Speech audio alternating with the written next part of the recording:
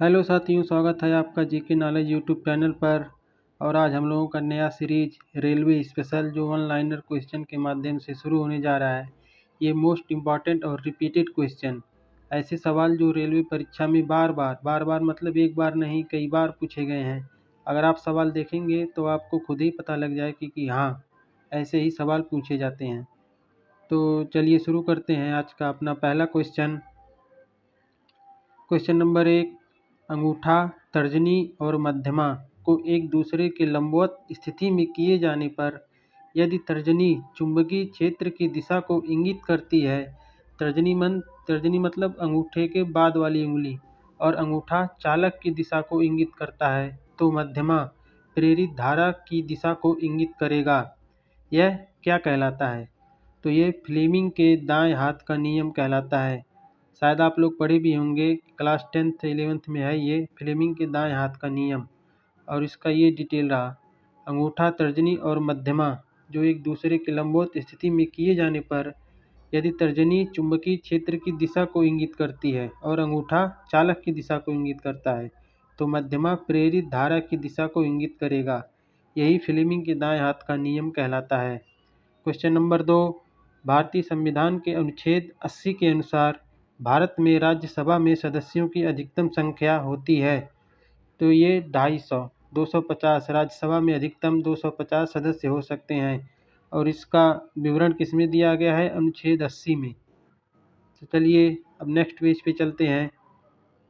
Question number 3, Bharat की पहली पंचवर्षीय योजना में किस सन में, ये खाली स्थान मतलब किस सन में की अवधि शामिल थी, जो मुख्य रूप से कृषि पर ध्यान देने के साथ प्राथमिक क्षेत्र के विकास पर केंद्रित थी।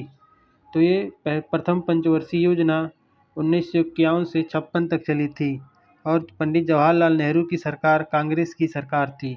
और इसका मॉडल था पीसी महालनोबिस मॉडल।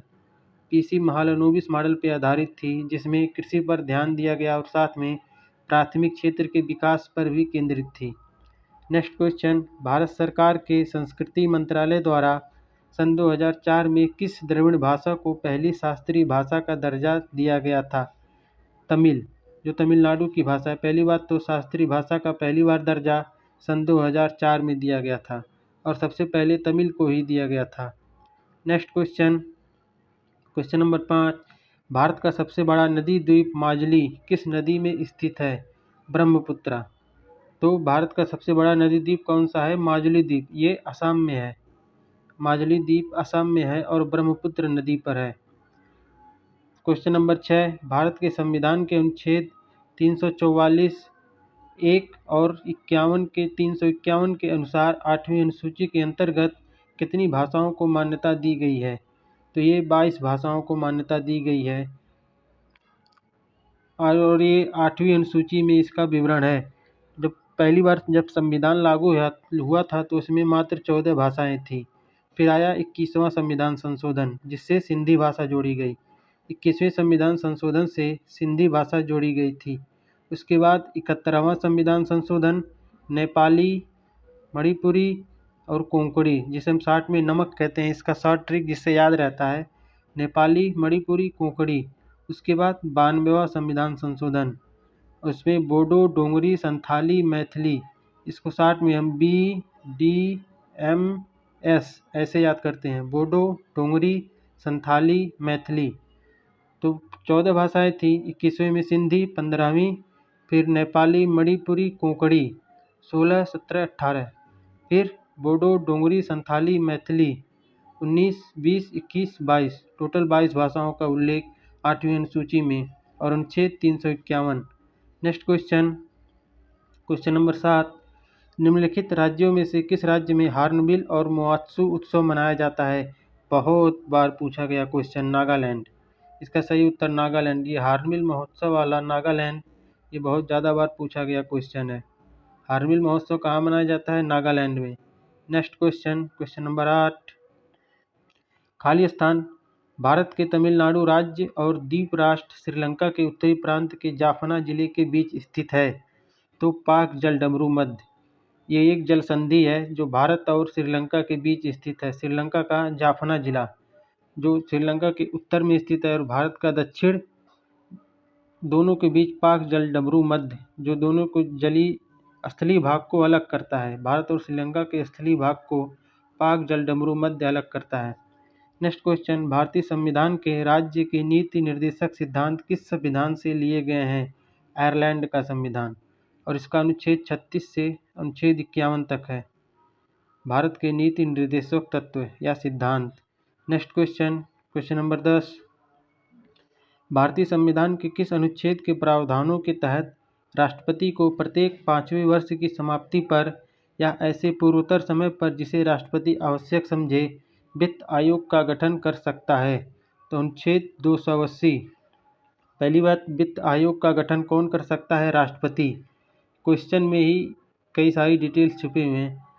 वित्त आयोग का गठन राष्ट्रपति कर सकता है, और कब? प्रत्येक 5वें वर्ष की समाप्ति पर या इमरजेंसी में उससे पूर्व समय पर भी अगर राष्ट्रपति को आवश्यकता लगती है तो ये वित्त आयोग का गठन कर सकता है।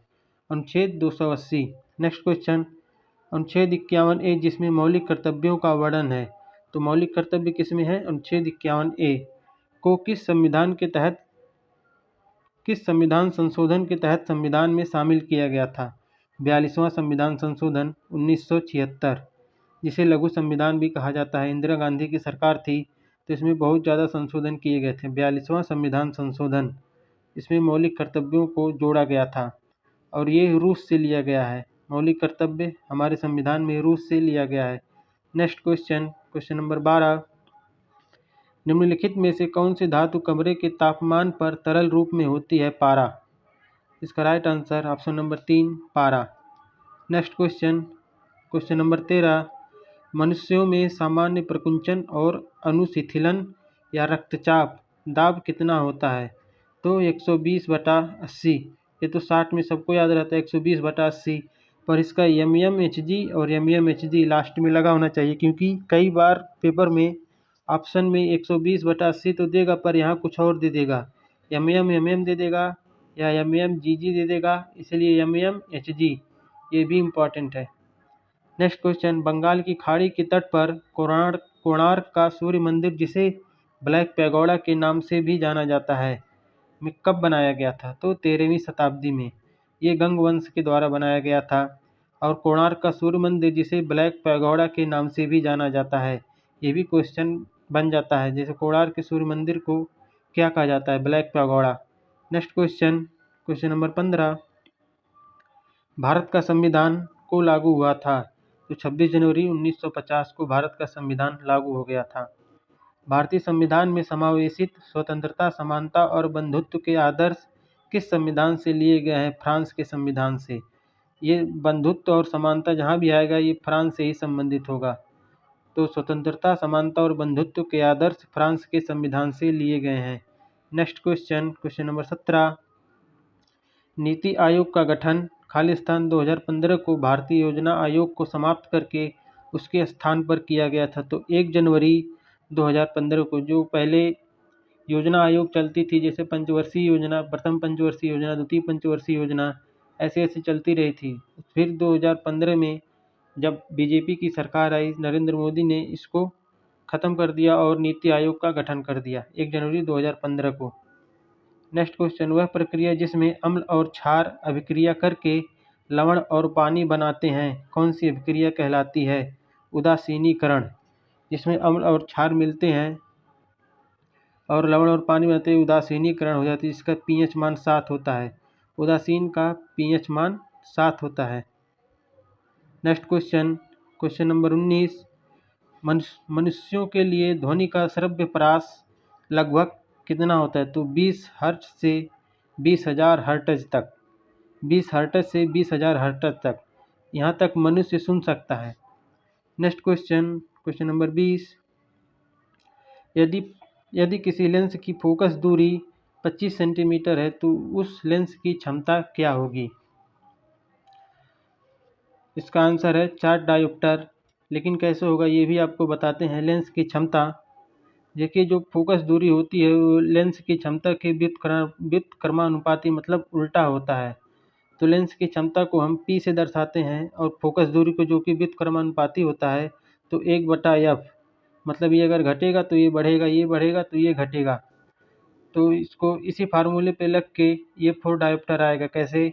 ये 25 सेंटीमीटर दिया है तो इसको हम पहले मीटर में बदलेंगे। मीटर में बदलने के लिए इसे 100 से भाग देंगे, 25/100, तो ये आ जाएगा 0.25। तो एफ बराबर 0.25, ये एफ का मान है क्योंकि फोकस दूरी है ना, तो एफ का मान 0.25 आया है। अब इसको इसी पे रखेंगे तो P इक्वल टू 1/0.25, 1/0.25। तो यहाँ से अगर दशमलव हटाएंगे तो ऊपर ऊपर 2 जीरो बढ़ जाएगा। तो 25 से कितनी बार में जाएगा? 25 चौके 100, तो 4 डायोप्टर। क्षमता को जब डायोप्टर में भी नापते हैं तो 4 डायोप्टर इसका राइट आंसर हो जाएगा। P बराबर 1/F, यही क्योंकि क्षमता का फोकस दूरी व्युत्क्रमानुपाती होता है। Next question, question number 21। अगर आपको ये सवाल अच्छे लग रहे हो तो अगर इसको आप दोबारा भी फास्ट फॉरवर्ड करके देख सकते हैं, जिससे आपको ये क्वेश्चन सारे याद हो जाएंगे। जैसे 2 दिन बाद फिर देख लिया, उसके बाद 1 हफ्ते बाद एक बार देख लिया, तो ये क्वेश्चन आपको पक्का याद ही हो जाएंगे। Question number 21। श्वेत प्रकाश का कांच के प्रिज्म में प्रवेश करते ही 7 घटकों में विभाजित होना क्या कहलाता है? तो ये प्रकाश का वर्ण विक्षेपण कहलाता है। इसमें प्रकाश फैल जाती है और इसका कलर दिखने लगता है। Question number 22। यदि किसी व्यक्ति को दूर की वस्तुएं स्पष्ट रूप से दिखाई नहीं देती हैं तो उसे कौन सा दृष्टि दोष है और इसे कैसे सही किया जा सकता है? तो उसे निकट दृष्टि दोष है। जब दूर की वस्तुएं नहीं दिखाई दें तो निकट दृष्टि दोष, अब जब निकट की वस्तुएं ना दिखाई दें तो उसे दूर दृष्टि दोष, इसमें उल्टा चलता है। और अवतल लेंस का उपयोग करके इसे सही किया जा सकता है। Next question, question number 23। 3 ओम, 6 ओम और 9 ओम प्रतिरोध वाले 3 तार समांतर क्रम में जुड़े हुए हैं, परिपथ का कुल प्रतिरोध होगा।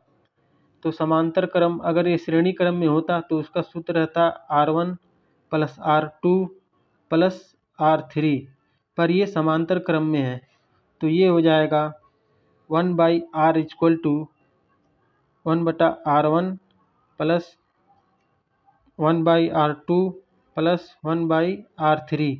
ये समांतर क्रम का सूत्र है। अगर इसको इस पे R1 का मान 3 और R2 का मान 6 और R3 का मान 9, अगर इसको इस पे रखेंगे तो 18/11 आ जाएगा। कैसे? चलिए देखते हैं। हम देखेंगे 1/R1 का मान 1/3 प्लस 1/6 प्लस 1/9, तो इसका जोड़ेंगे कैसे? एलसीएम लेके। इसका एलसीएम आ जाएगा 3 6 9 का 9, तो 3 त्रिक का 9 और 3 एकम 3 प्लस, सॉरी इसका एलसीएम 9 नहीं आएगा, गलती क्षमा करिएगा। इसका 1/3 प्लस 1/6 प्लस 1/9, इसका एलसीएम आ जाएगा 18। 18 इसका एलसीएम होगा, सही एलसीएम। तो 3 6 18, 6 का 6 प्लस 6 त्रिक 18 प्लस 9 दूनी 18, तो ये कितना हो जाएगा? 6 3 9 2 11/18। ये बराबर 1/R का मान है। लेकिन जब R का मान हम निकालेंगे, R जिसे हम प्रतिरोध कहते हैं, रेसिस्टेंस, इसका मतलब जानते होंगे, प्रतिरोध को हम R से दर्शाते हैं और इसका मात्रक ओम होता है। ओम का सिंबल ऐसे होता है, ओम का सिंबल ऐसे होता है। तो R बराबर 1/R बराबर 11/18 है, तो R बराबर, इसको उल्टा कर देंगे, 18/11 ओम। 18/11 ओम इसका सही उत्तर आ जाएगा, जो कि यहाँ दिया हुआ है, यही इसका सही उत्तर हो जाएगा। अगर ये श्रेणी क्रम में होता तो इसको सीधे सीधे जोड़ देते हैं, 6 3 9, 6 3 9 और 9 18, 18 ओम इसका प्रतिरोध हो जाता अगर ये श्रेणी क्रम में होता। पर ये समांतर क्रम में है तो इसका सूत्र यही लगेगा 1/R1 plus 1/R2 plus 1/R3, मतलब जितने R का मान दिया रहेगा उसी को जोड़ देंगे। Next question, question number 24। Bengali साहित्यकार रविंद्रनाथ टैगोर वर्ष खालिस्तान में अपने गीतांजलि नामक कविता संग्रह के लिए साहित्य का नोबेल पुरस्कार जीतने वाले पहले भारतीय बने। तो सन 1913 में, सन 1913 में भारत के प्रथम व्यक्ति जिन्होंने साहित्य में नोबेल का पुरस्कार जीता, उनका नाम रविंद्रनाथ टैगोर। क्वेश्चन से भी देखिए, क्वेश्चन में भी डिटेल दिया हुआ है और ऐसे भी क्वेश्चन बना के पूछ सकता है कि साहित्य का नोबेल पुरस्कार भारत में पहली बार किसने जीता? रविंद्रनाथ टैगोर। किसके लिए? गीतांजलि के लिए भी जीता। नेक्स्ट क्वेश्चन, क्वेश्चन नंबर 25, अंतर्राष्ट्रीय ओलंपिक समिति की सदस्य के रूप में नामित की जाने वाली प्रथम भारतीय महिला? नीता अंबानी, अपनी मुकेश चाचा की बीवी नीता अंबानी, इनको अंतर्राष्ट्रीय ओलंपिक समिति की सदस्य के रूप में नामित किया गया है, जो प्रथम भारतीय महिला हैं। Next question, question number 26, sir William Jones द्वारा कलकत्ता, यानी जिसका नाम अब कोलकाता हो गया है, में एशियाटिक सोसाइटी का गठन कब किया था? सन 1784 में। एशियाटिक सोसाइटी का गठन किसने किया था? सर विलियम जोन्स ने। और कहाँ? कलकत्ता में। नेक्स्ट क्वेश्चन, क्वेश्चन नंबर 27, स्वतंत्रता मेरा जन्मसिद्ध अधिकार है और मैं इसे लेकर रहूंगा का नारा किसने दिया था? बाल गंगाधर तिलक। बाल गंगाधर तिलक ने ये नारा दिया था। नेक्स्ट क्वेश्चन, क्वेश्चन नंबर 28, प्रसिद्ध सरदार सरोवर बांध निम्नलिखित में से किस नदी पर बनाया गया है? ये नर्मदा नदी। बहुत ही प्रसिद्ध है सरदार सरोवर बांध और सभी जानते हैं नर्मदा नदी इसका सही उत्तर हो जाएगा। नेक्स्ट क्वेश्चन, क्वेश्चन नंबर 29, भारतीय संविधान सभा पहली बार कब हुई थी? पहली बार इसका बैठक कब हुआ था? सही सही क्वेश्चन तो ये होगा, भारतीय संविधान सभा की पहली बैठक 19 दिसंबर 1946 और दूसरी 11 दिसंबर, तीसरी 13 दिसंबर, ऐसे ही 3 बैठकें हुई थी। तो पहली बैठक 9 दिसंबर 1946, जिसके अध्यक्ष सच्चिदानंद सिन्हा थे, और बाद में दूसरे संविधान की सभा की बैठक में राजेंद्र प्रसाद को इसका अस्थायी अध्यक्ष बना दिया गया था। नेक्स्ट क्वेश्चन, क्वेश्चन नंबर 30, मौलिक अधिकारों की संविधान में विशेषताओं को कहाँ से लिया गया है? तो मौलिक अधिकारों को संयुक्त राज्य अमेरिका से लिया गया है, जो फंडामेंटल राइट अनुच्छेद 12 से 35 है ना जो इसमें, तो अनुच्छेद 12 से 35 जिसमें मौलिक अधिकार दिए गए हैं वो संयुक्त राज्य अमेरिका के संविधान से लिया गया है। Next question, question number 31, Bharat के संविधान का कौन सा अनुच्छेद कहता है कि किसी व्यक्ति को उसके प्राण या दैहिक स्वतंत्रता से विधि द्वारा स्थापित प्रक्रिया के अनुसार ही वंचित किया जाएगा, अन्यथा नहीं? ये अनुच्छेद 21, प्राण एवं दैहिक स्वतंत्रता, जो अनुच्छेद 21 में है, ये फंडामेंटल ड्यूटी है, मतलब मौलिक अधिकार है। तो वह किसी व्यक्ति को उसके प्राण या दैहिक स्वतंत्रता से विधि द्वारा स्थापित प्रक्रिया के अनुसार ही वंचित किया जाएगा, अन्यथा नहीं। मतलब अगर किसी को मृत्यु सजा हुई है तो भी उसको मृत्यु दी जा सकती है। अगर आदमी खुद चाहे कि मैं आत्महत्या कर लूँ तो ये आत्महत्या भी इसमें अलाउ नहीं करता ये वाला अनुच्छेद, अनुच्छेद 21। और निजता का अधिकार भी अनुच्छेद 21 में है। सोने का अधिकार ये भी अनुच्छेद 21 में है। चुप रहने का अधिकार ये भी अनुच्छेद। नेक्स्ट क्वेश्चन, क्वेश्चन नंबर 32, भारतीय संविधान में किस संशोधन द्वारा संप्रभु लोकतांत्रिक गणराज्य शब्दों को बदलकर संप्रभु समाजवादी धर्मनिरपेक्ष लोकतांत्रिक गणराज्य कर दिया गया और राष्ट्र की एकता शब्दों को भी बदलकर राष्ट्र की एकता और अखंडता कर दिया गया? तो 42वां संविधान संशोधन 1976। इसमें देखिए समाजवादी धर्मनिरपेक्ष लोकतांत्रिक गणराज्य, इसको भी बदल दिया गया और राष्ट्र की एकता और अखंडता ये भी नया शब्द जोड़ा गया, मतलब नया शब्द ये और एकता और अखंडता ये भी जोड़ा गया। नेक्स्ट क्वेश्चन, क्वेश्चन नंबर 33, उस जर्मन रसायनज्ञ का नाम बताइए जिसने 1817 में तत्वों को त्रिकों या ट्रेड्स में समूहबद्ध किया? तो जोहान वाल्फगैंग डोबेराइनर, यही इनका नाम है, जो रसायन विज्ञान के वैज्ञानिक थे। नेक्स्ट क्वेश्चन, जिप्सम और प्लास्टर ऑफ पेरिस के रासायनिक सूत्र क्रमशः क्या हैं?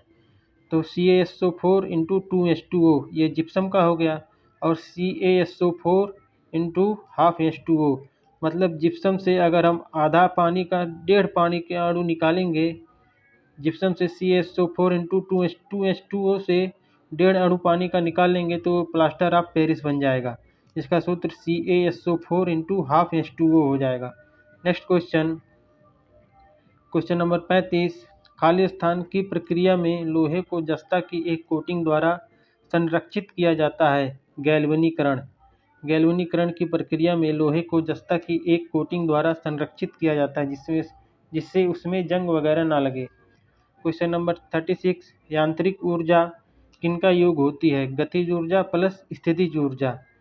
गतिज ऊर्जा प्लस स्थितिज ऊर्जा को यांत्रिक ऊर्जा कहते हैं। यांत्रिक ऊर्जा जैसे विद्युत मोटर, ये उसका सर्वोत्तम उदाहरण है। विद्युत मोटर जो विद्युत ऊर्जा को यांत्रिक ऊर्जा में बदलता है। नेक्स्ट क्वेश्चन, क्वेश्चन नंबर 37, जब किसी वस्तु को 30 सेंटीमीटर फोकस दूरी पर रखा जाता है तो बनने वाले प्रतिबिंब का आवर्धन होगा।